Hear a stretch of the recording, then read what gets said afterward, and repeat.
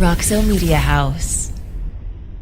Back we come for Dissecting the Frogs. Coach David Beaudin is with us here as we continue to break down the top 10, well, the most impactful plays from the TCU season, the magical year that was 2022. Now we're down to plays number 2 and number 1. I feel like we're on the American countdown or something here, you know. All right, Dick Clark just spinning them here. But all right, so we're at 2 and 1.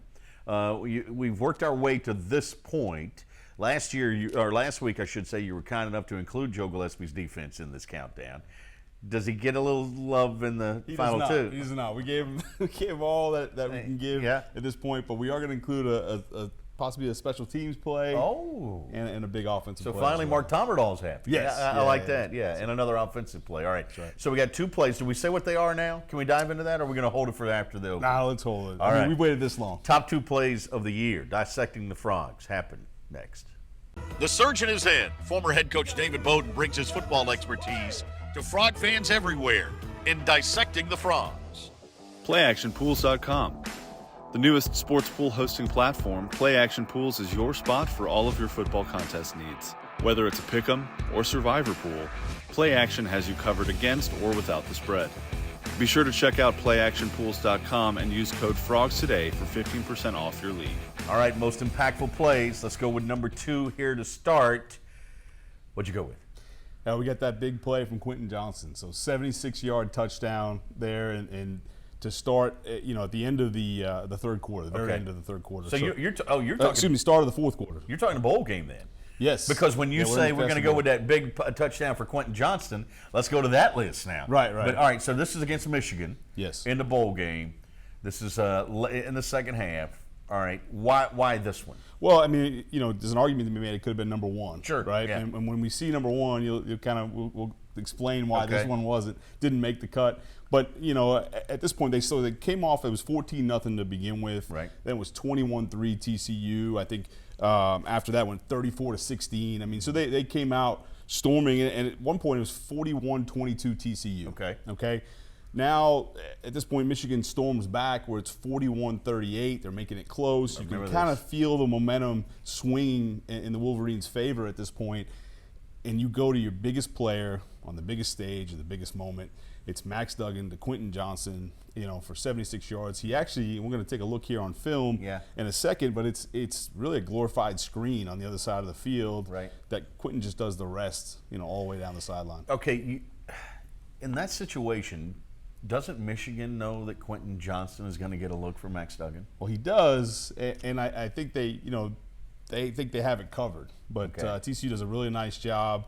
Sort of on offense we call it a rub. On defense they call it a pick. Right.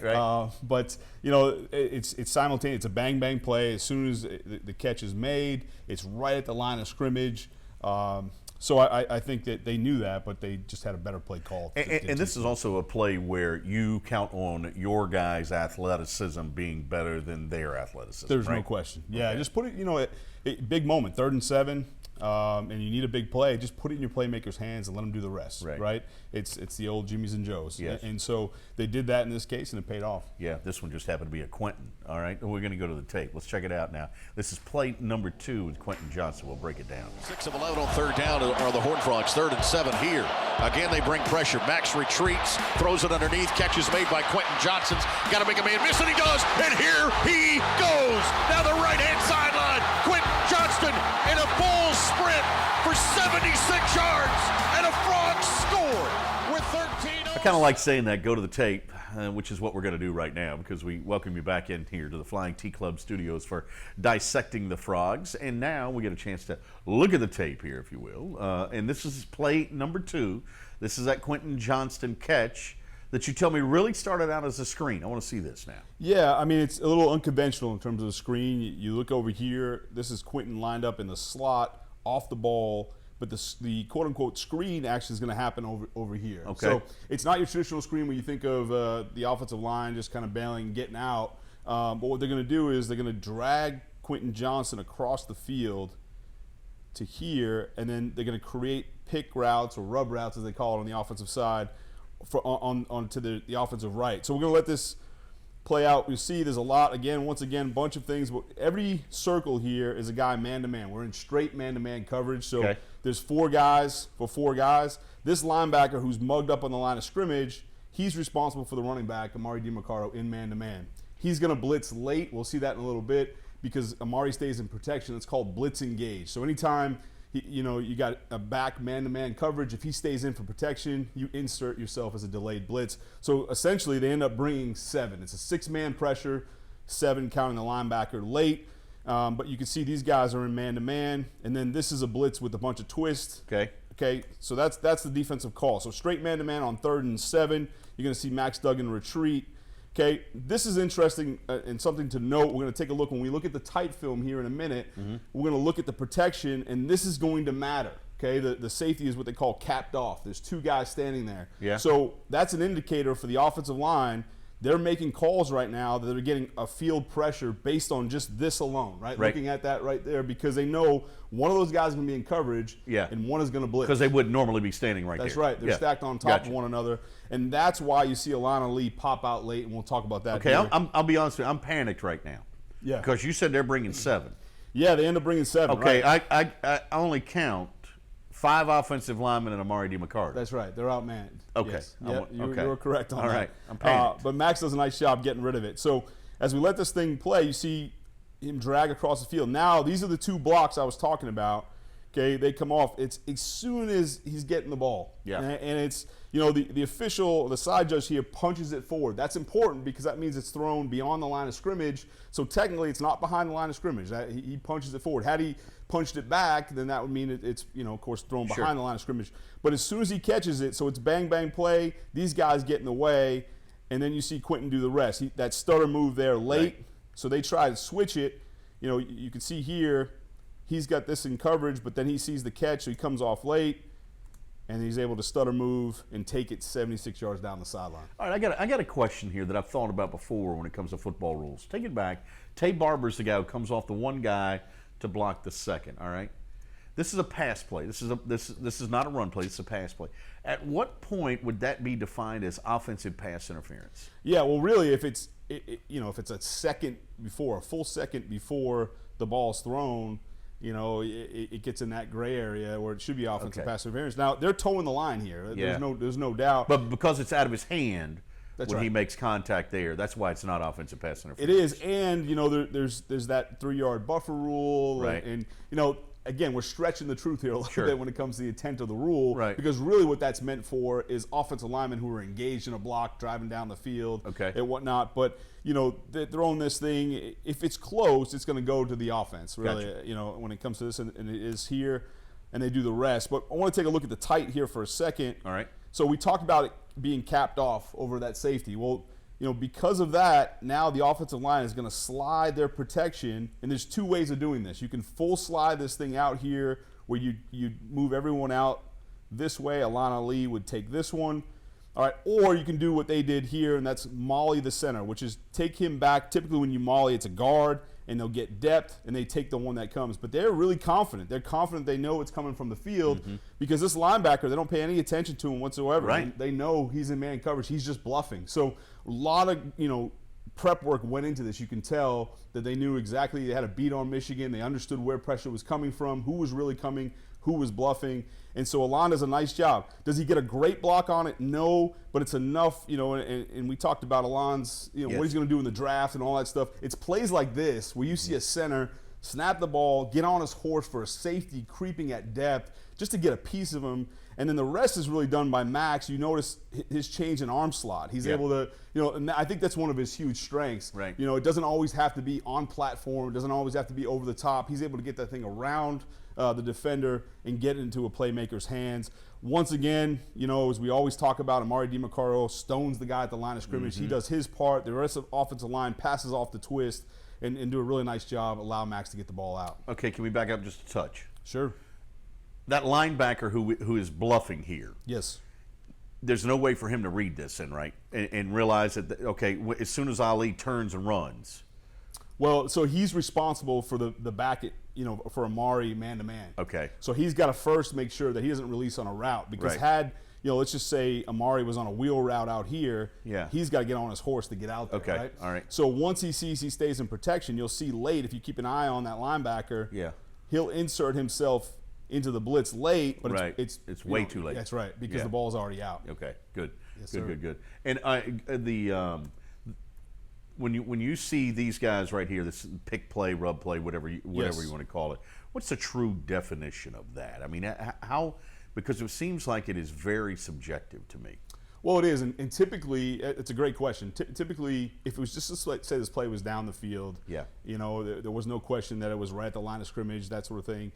A lot of times the referees will look at where the offensive receiver's head is and where their eyes are, right? So if you're the defender and I'm looking right at you, there's a good chance that flag's going to get thrown as offensive pass interference. Right. If I'm looking back at the quarterback and I happen to run your toes looking back, that's typically, you got to sell it. You got to be a good actor. Here, they really just go ahead and block him because the ball's, right in Quentin's hands. Sure. He's right Ball's at the line out. of scrimmage. And so they're just using, hey, this is a man-to-man play. We're going to run at the line of scrimmage. Let's go block him. But he ends up occupying two guys. He does. Yeah, it's perfect. All right. Absolutely. That is play number 2. Quentin Johnston is another look at it. You going to let it roll through? Yes, sir. Yeah, Tay Barber, boom, boom.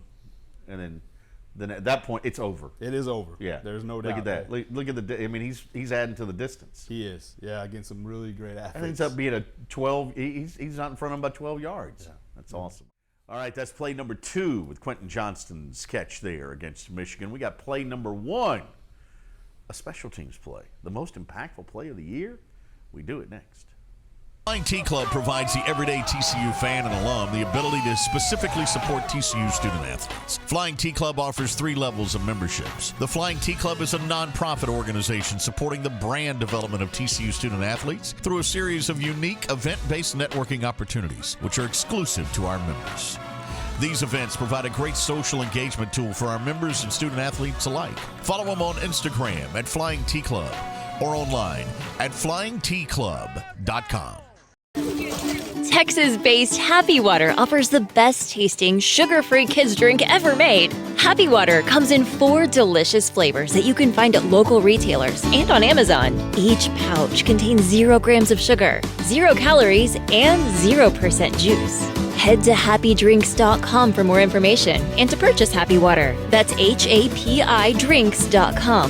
Live happy, be happy, drink happy. Simply the best barbecue in Fort Worth. Dine in, catering, or drive-thru. 2900 Montgomery, just off I-30. Remember, the best barbecue in Fort Worth is at Railhead Smokehouse. All right, we've got play number 2 in there with Quentin Johnston and that touchdown against Michigan. You told me play number 1 was special teams. I'm sitting here racking my brain. Okay, what special team? It's got to be some sort of return.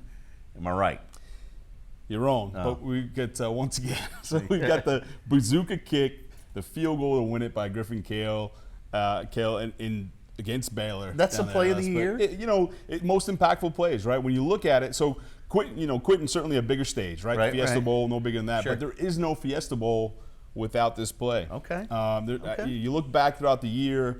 Obviously, we had a lot of big plays. We've had this countdown, most impactful plays. But there was no singular play that defined a win or a loss, other than this one. This one did, right? There's moments, and you can look back to a handful of plays in a game, and you can make the argument. But the game was on the line. The final seconds are winding down, and they made the play. And really, it was the execution of it, the snap, the hold, the kick was impressive. But even more so was the process to get there. Right. Being on the sideline.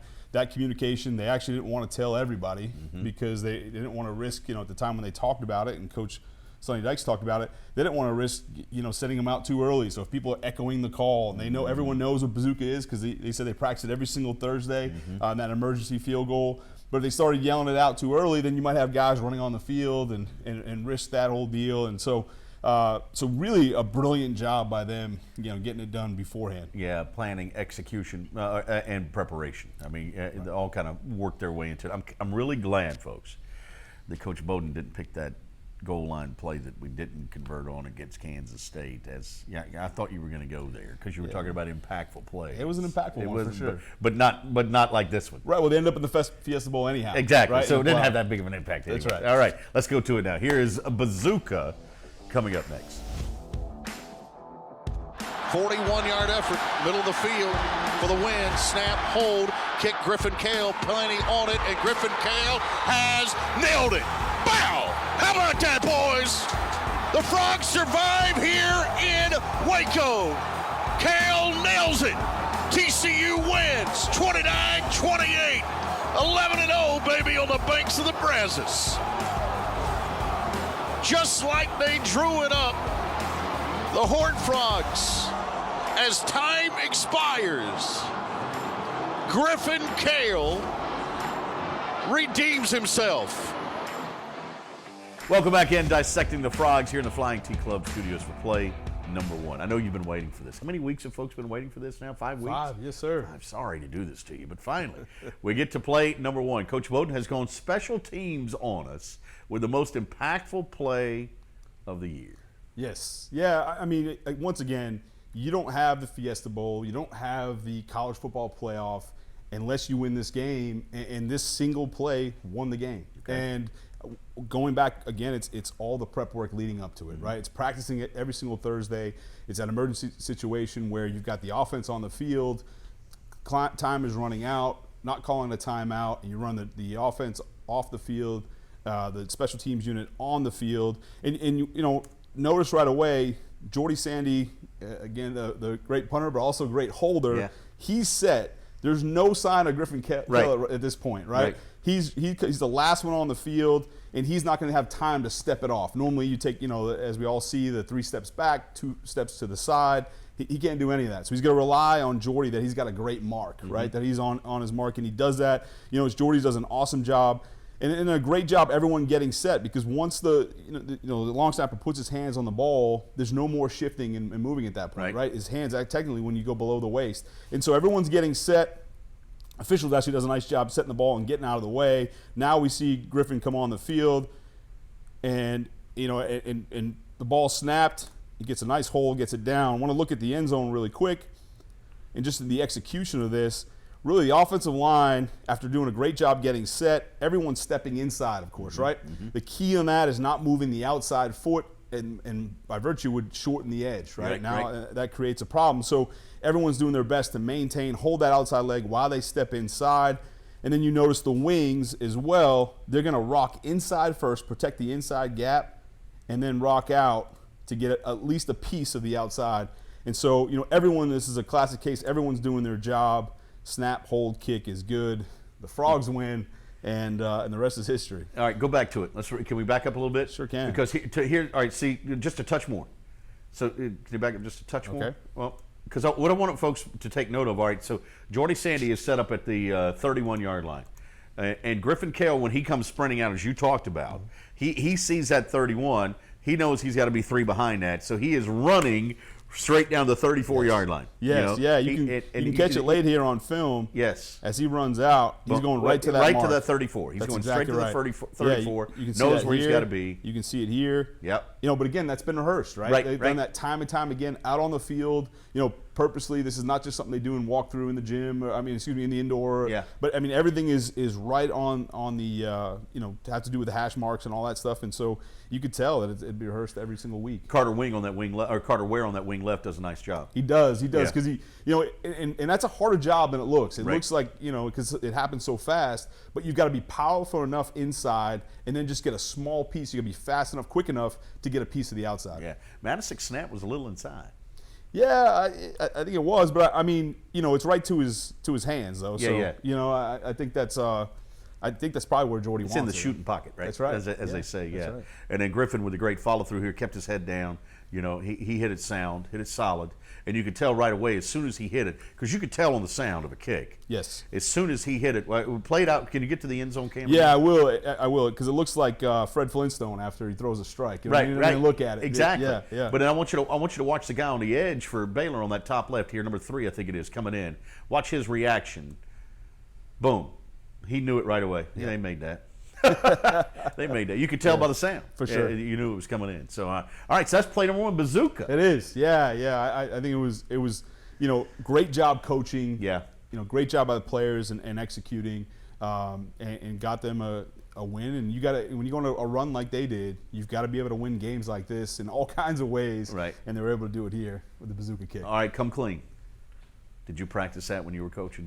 We did, yeah. Really? Yeah, believe it or not. Yeah, we call it. We didn't have a cool name for it, like right. bazooka. They were locked and loaded with that. But ours was just emergency field goal. Right. And we try to get them to a water break a lot of times. We Yeah. put it out there, and all of a sudden just blow the whistle. We'd have the clock set at usually 17 seconds. Right. And then we'd already know the ball would be spotted. Yeah. And you get the unit to run out there and make the field goal before it went. Now, Coach, it's a lot easier to scream bazooka than emergency field goal. Yeah, we just yell emergency. Okay. Emergency. Yeah, I know. I agree. Yeah. I agree. So maybe in the future it might be bazooka. I'm going to steal that. I don't blame you. All right. This has been fun, though. Yes. We're going to talk more about it. We're going to wrap things up here for the Flying T Club Studios with this edition of Dissecting the Frogs after this timeout. For exclusive interviews and content on TCU recruits, subscribe now at frogstoday.com. Any sport, anytime. It's your source for all things TCU. Only on frogstoday.com. So I was only a part of this for the final, sixth place, I think it was. Yes. But I kind of liked it. Well, good. I'm glad. That means a lot. I'm glad Appreciate you letting me come on Dissecting the Frogs. Anytime, here. yeah. We finally got it done, but I'm excited to kind of what's next, right? Yes. We're going to look back at the season and really just continue with the situational football. And this is a good example to kick things off for the rest of the offseason for Dissecting the Frogs, because we want to look into all kinds of situations. Mm-hmm. You have them in all three phases. You have them program-wide. And we're going to dive into all those things and have some guests and things throughout as we roll into the offseason and into the spring. You ought to write a book on this. I am. Okay. Yes. Yeah, there we go. That was an easy tease. Yeah. Yeah. No, seriously, I'm looking forward to this because I know you spend a lot of time on it. You're into it. Yeah, that fascinates you, and it's fun to see how coaches handle different situations too. Yeah, it is, and we all learn from one another, right? Yes. There's no new ideas at this point, but you want to be comprehensive, especially as a head coach, and make sure you have all your bases covered. Mm-hmm. And you really, football is just so different because the impact on the game itself really happens throughout the week, right? Gotcha. All that stuff is rehearsed. These decisions are made, way prior. I'm sure they sat down as a staff. Jeff Jordan, who handles analytics, right, and said, hey, look, if we get into this situation, be ready for bazooka, right? They've had all that planned out. So, it's not just a gut instinct on the fly. You can make a rational decision earlier in the week or early in the year. So you've given me two things to look forward to. That's new editions of Dissecting the Frogs that talk situational football. You got it. And then a book to come, too. Let's hope so. Okay. Yeah, get that thing done. You got a timetable on that? Oh man, I don't know. It's going to take a little while. Is it? Okay, yes, good. sir. All right. You got to remember who you're working with. Yeah, that's going to do it for this week's edition of Dissecting the Frogs. There's more to come, as you heard Coach talk about. We'll get to that in the future here. Don't forget, coming up this week, got a big week now with the Horned Frogs in the not the NCAA tournament just yet, but the Big 12 tournament in Kansas City. We'll be covering that live from Kansas City, so stay with us now. Frogs Today, frogstoday.com. Don't forget to subscribe, like, comment, and share. We need you here. Part of our family on the YouTube channel, as well as frogstoday.com. For Coach David Beaudin, I'm Brian Estrich. Thanks for joining us here on Frogs Today. The surge in his head, former head coach David Beaudin brings his football expertise to Frog fans everywhere in Dissecting the Frogs. PlayActionPools.com. The newest sports pool hosting platform, Play Action Pools is your spot for all of your football contest needs. Whether it's a pick'em or survivor pool, Play Action has you covered against or without the spread. Be sure to check out PlayActionPools.com and use code FROGS today for 50% off your league. Roxo Media House.